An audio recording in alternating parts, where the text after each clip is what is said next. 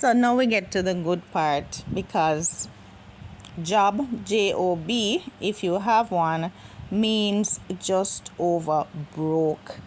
Yeah, you may just be getting by so that you can pay a few bills and have some bus fare or taxi fare or gas money to go back to the job, the treadmill, again to keep up the charade or the facade. That's what it is. We are at part 3 in discussing how to go from being stressed to being blessed. And today we're going to look at identifying our actual inborn talents or giftings and finding the absolute best one to begin digging ourselves out of the hole of lack or indebtedness or need that we are currently facing. Yes, it's up to us. We did say that it's gonna be up to you and I to do it, because nobody is coming to the rescue. There's no Superman, no action hero who is running to save us. We did say, and you should listen to part 1 and part 2, because it outlines clearly that God gave us the blueprint within us, right? We are our own heroes. He already enabled us by giving us the tools that we need, inborn within each and every man, at least one tool that you can use to help yourself financially and to help your family also. So to get ourselves out of the money trap, we have to recognize that the solution lies within. It lies within our gifts. It lies within utilizing our best gift so that we can start to build an income for ourselves. That's why God gave us these gifts, so that we can bring glory to Him, so that we can feed ourselves and feed our families.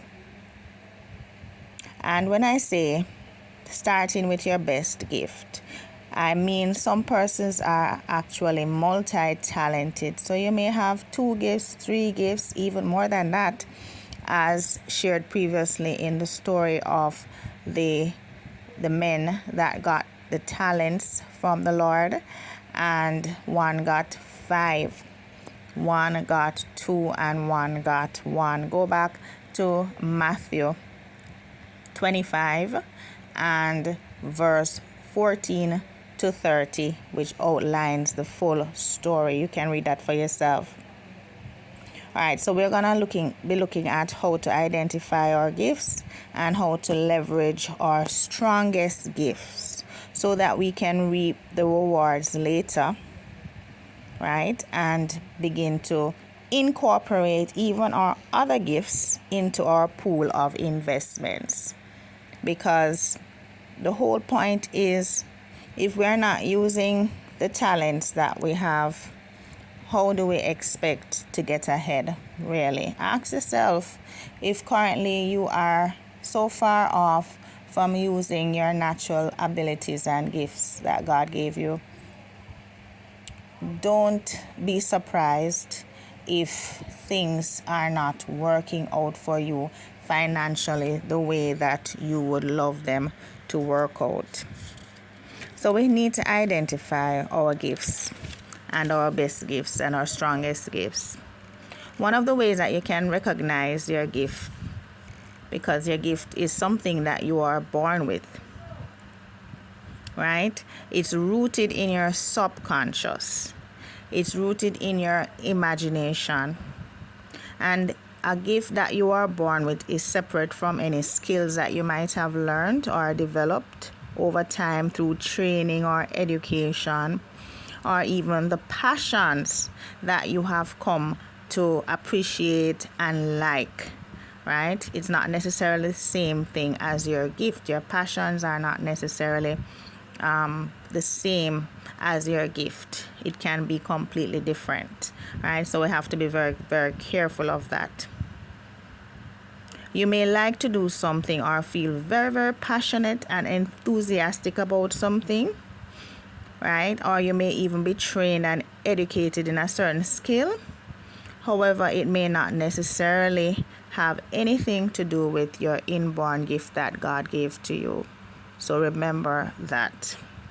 I may be very, very interested in singing and like to sing, but that doesn't mean that I actually have the gift or the talent to actually sing when I am in a group of peers or before anybody else who actually knows about singing properly, and a crowd that will appreciate singing may not necessarily appreciate my voice because I don't have the necessary inborn talent, even though I think I do. I love singing in the bathroom, and I think I sound like Whitney Houston, but that's not necessarily the opinion of others. You understand? And even if I train in a skill that I'm fairly good at, so I have learned to play a musical instrument and I can do a good job in playing in a band or whatever, and I like music, but it doesn't necessarily mean that it's my gift. I may be passionate about it, but it's not necessarily my gift or even my number one gift. I may have it as one of the gifts, but it's a lesser gift. I have to make sure that it's my first gift. I would say my best gift, my strongest gift, the one that I can make the best and the most use of. So a great way to discover your gift is to think back to your childhood. What fascinated you as a child, and what games did you like to play? What toys did you like to make or play with the most? Children have to use their imagination. And so what were your favorite stories to make up or play make-believe with? What did you like to draw? All right, so these are some of the things you think about. Number 2, what were your best disciplines or subjects in school? Your gift is not just rooted in your imagination and playtime, but it's going to show up and show off by what you excelled in. Was it math, English, history, science? Perhaps it was not academic at all, but you were good at arts and crafts, sewing, technical drawing, playing an instrument. These are some of the ways that you can identify your gift. Number 3, another great way is to figure out your gift is what other persons often praise you for or what they seek your help with. Sometimes persons around you recognize our gifts even before we do, and they identify us with our gifts. So if they often want you, for example, to come and assist them with something like cooking or baking for an event, or troubleshooting issues with their cellular phone or their computer, herein lies your gift. So your strongest and best gift is simply the one that you excel at, the one that makes you feel most confident and accomplished, the one that you do well at, the one that helps the most people and they appreciate it. All right, so these are some of the ways to recognize your gifts. There are many more, but once you have identified your best gift, you can now begin the process of nurturing and developing that gift to serve others and benefit yourself economically. If you'd like more information on recognizing and utilizing your unique gifts to shift yourself from poverty to prosperity, please contact me for an action plan so that you can start setting some goals and achieving them this year and getting out of the money pit, the money trap, or the just over broke, job and mentality. It can be done, people. We have what it takes. It's already in it. It's already in us.